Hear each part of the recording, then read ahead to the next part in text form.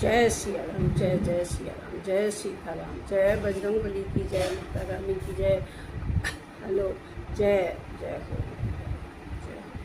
अब मैं रामचरितमानस का पाठ करने जा रही हूँ। जय माता रानी, मेरी शक्ति देना, मुझे भक्ति देना, अपनी भक्ति देना। कल सुनाया था, शिव जी ने हंसकर कहा था कि न तो कोई ज्ञानी है और न कोई मूढ़ है। रघुनाथ जी की जब जिस पर जैसी कृपा कर देते हैं वो ही वैसा ही बन जाता है। आप ना किसी को ज्ञानी समझिए और ना मूढ़ समझिए, जैसी उनकी प्रभु की कृपा है बस वो आदमी वैसा ही बन जाता है। ज्ञानी बन जाता है, मूढ़ बनाना चाहते हैं तो मूढ़ बन जाता है, उसी क्षण वैसा ही वो हो जाता है। भगवान शिव पार्वती को ही समझा रहे हैं। अब आगे की कथा मैं पढ़ने जा रही हूँ। कहूँ राम गुणनाथ भरद्वाज सादर सुनहूँ, राम भरद्वाज सादर सुनहूँ।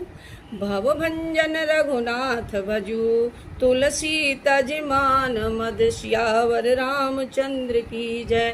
पवन सुत हनुमान की जय हो। मंगल भवन या मंगल हारी, द्रवहु दशरथ अजिर बिहारी। जय सिया राम, जय जय सिया राम।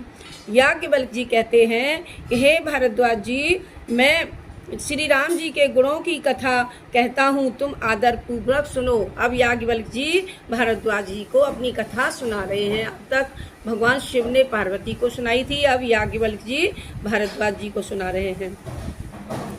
गुणों की कथा कहता हूँ, आदर पूर्वक सुनो। तुलसीदास जी कहते हैं, रे मन मान और मद को छोड़कर आवागमन के नाशक रघुनाथ जी का भजन कर।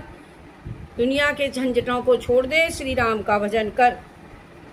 हिमगिरि गुहा एक अति पावनी, वह समीप सुरसरी सुहावनी। आश्रम परम पुनीत सुहावा, देखि देवा ऋष मन अति पावा। हिमालय पर्वत में एक अत्यंत पवित्र गुफा थी, जिसके समीप ही सुहावनी गंगा जी बहती थी। वह आश्रम परम पवित्र और सुंदर था। देखने पर वह नारद जी के मन को बहुत ही प्रिय लगा।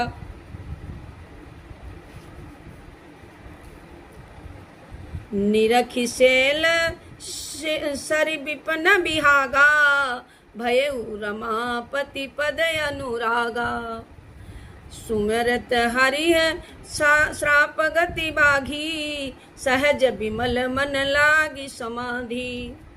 पर्वत, नदी और वन के पृथक पृथक अंशों को देखकर नारद जी को लक्ष्मीपति भगवान श्री के चरणों में प्रेम हो गया। भगवान का स्मरण करते ही उन नारद मुनि के शाप हुई, जो उन्हें दक्ष प्रजापति ने दिया था। नारद मुनि के शाप की जो उन्हें दक्ष प्रजापति ने दिया था, और जिनके कारण वे जहाँ तहाँ भटकते फिरते थे, गति नष्ट हो गई और मन में स्वाभाविक ही निर्मल होने की से समाधि लग गई। मुनिगत देख सुरेश डराना, काम ही बोल की नसल ना माना।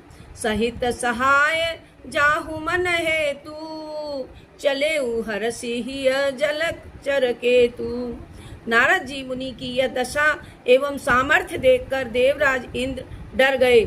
उसने कामदेव को बुलवाकर उनका आदर सत्कार किया और कहा कि मेरी भलाई के लिए तुम अपने सहायकों के साथ नारद जी की समाधि भंग करने के लिए जाओ।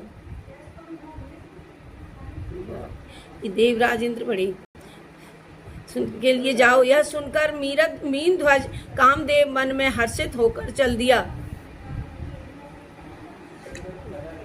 बताओ, देवताओं को भी सुखी नहीं देख सकते हैं, इंसान की तो चला ही क्या है। एक दूसरे को देवता भी नहीं सुखी देख सकते। सुना सीर मन महु असी त्रासा, चहत देव ऋष मम पुरवासा। जे कामी लोलुप जग माही, कुटिल काक इव सब ही डराई। इंद्र के मन में यह डर हुआ कि देवऋषि नारद मेरी पुत्री स्वर्ग में निवास अर्थात अपना दखल अधिकार जमाना चाहते हैं। इंद्रदेव को ये डर हो गया कि देवर्षि नारद जो है मेरी नगरी में, मेरी पुरी में, मेरी नगरी में, मेरे स्वर्ग में निवास कर अर्थात अपना दखलंदाज, अपना अधिकार जमाना चाहते हैं, इसलिए उन्होंने ऐसा किया। संसार में जो कामी और लोभी हैं वे कुटिल कोए की तरह सबसे डरते हैं, शंकित रहते हैं, इसलिए उनको कामी बना दो। सूख हाड़ले भाग सठ स्वान निरखी मृगराज, रामा स्वान निरखी मृगराज, छीन ले जन जान जड़, तिम सुरपति न लाज, सियावर रामचंद्र की जय, पवन सुत हनुमान की जय। शिवा क्या कर रहा है? जैसे कोई मूर्ख कुत्ता सिंह को देख सूखी हड्डी को लेकर भागे, और जैसे वह मूर्ख यह समझे कि कहीं सिंह उसे छीन न ले, वैसे ही इंद्र को नारद जी मेरा राज्य छीन न ले ऐसा सोचते हुए लाज नहीं आई। कहाँ इंद्र और कहाँ नारद जी, उनको नहीं सही आई। तेहि आश्रम ही मदनम जब गए, निज माया बसंत निरमयु, कुसुमित विविध बिटप बहुरंगा, पूजहि कोकिल गूजहि श्रृंगा।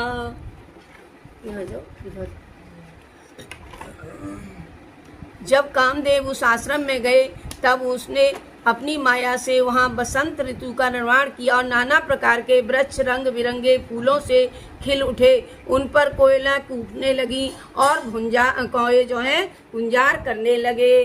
जय सिया राम, जय जय सिया राम, जय सिया राम, जय जय सिया राम, जय सिया राम, जय।